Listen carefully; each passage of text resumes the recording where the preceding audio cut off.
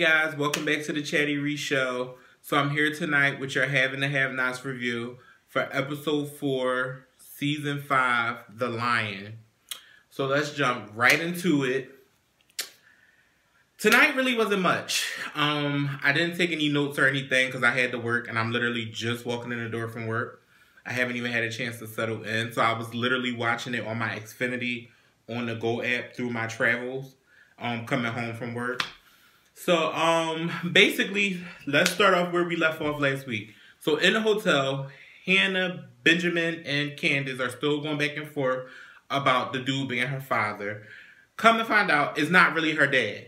Candace was trying to guilt trip her. Not Candace. Hannah was trying to guilt trip her into thinking that that was her father. Basically saying to her, you never know who could be your father. It can be any of these men that you lay with at night. So they were going back and forth. Candace was basically like, you were a hoe. You don't know who my father are. Hannah was like, I never got paid. And she was like, they paid you something. Basically, it was just a whole bunch of insults going back and forth. But Hannah basically was guilt tripping her, just letting her know, like, look, any one of these dudes can be your father. You never know. You sleep with these men. You do what you do with these men. And you don't know who they are.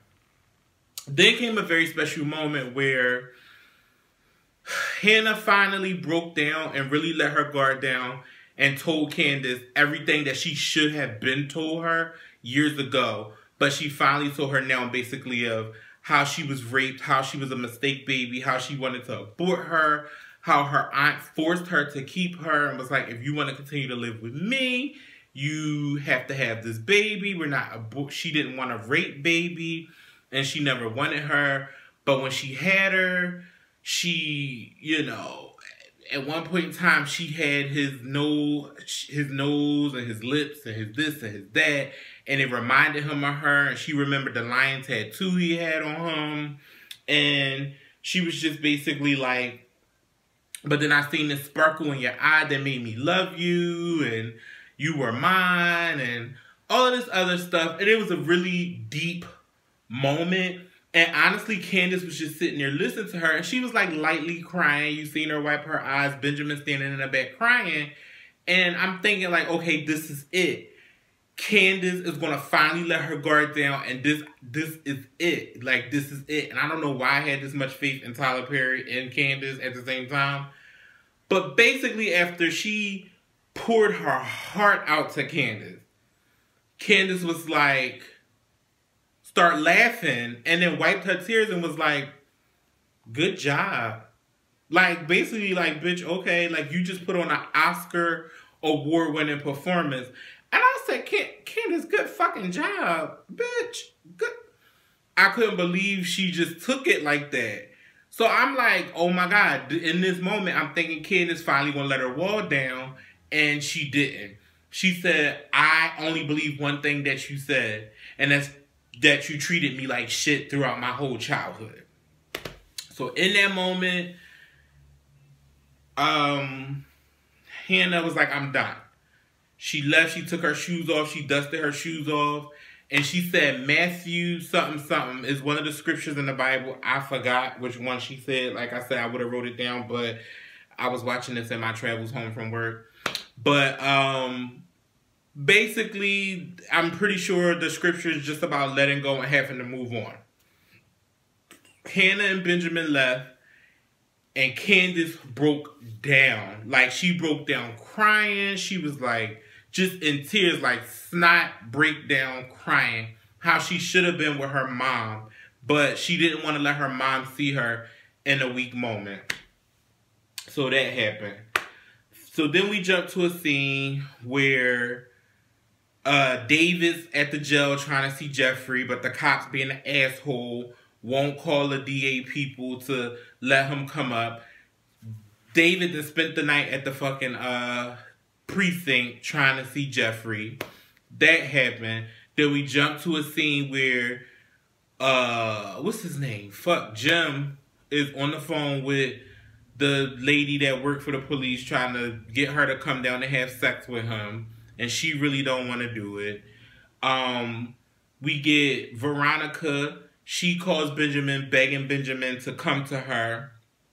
and see her because she wants to thank him in person for saving her life because Melissa was like, bitch, fuck you, die. That happened.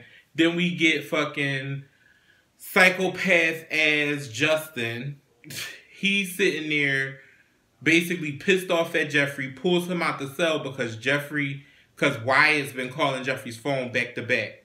So the next thing you know, he's like, answer the fucking phone, answer the phone. What's his name? Jeffrey answers the phone, and Wyatt plays with him like we're in a relationship. That's my lover. He's my lover. Fuck him. So Justin's like, really, I would have bashed your face in talking to Jeffrey. So they're going back and forth with that whole situation. Next thing you know, you get Candace in the room with the girl who she seen downstairs at the bar. Basically, she told the girl, you fucking work for me. You're my new bottom bitch, and this is what you want to do. The girl was trying to test Candace. Candace started slapping her around. Candace was calling her all kinds of bitches and hoes and bottom bitches and this and that. And I was like, well, damn, Candace. Candace is just vicious, y'all. She vicious. I'm trying to see what else. Oh, also we had Kathryn trying to get Zarek hooked up. I think his name is Zarek with Hannah, but y'all know Hannah happy-go-lucky ass ain't having it. She basically turned him down. He washed the dishes and shit, fixed the sink at her house, and then she turned him down. He asked her out for coffee, and she was like, no. Like, I don't know you. I don't know if you're a good person. No, I'm not going out with you. So that was that. She turned him down. I'm pretty sure later on in the season or towards the end of the season, she'll probably let her wall down and we'll see them two hook up, and then that'll be that. Benny got Hannah to agree to go see a counselor, that he would pay for her to go see a counselor. Cool.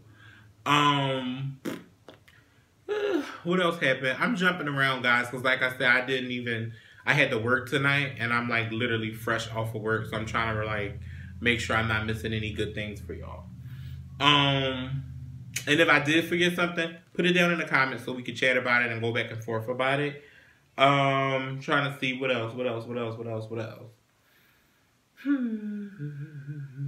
Oh, so David calls Jim like, look, I need you to get me connected with somebody in the DA's office because they won't let me see Jeffrey. So Jim was like, I don't have no more connections down there. But Kathryn's father's name still rings bells, unfortunately, so you need to talk to her. He was like, call. He was like, well, she's not going to do it for me, and she'll be pissed if she finds out you called me first, so you call and ask.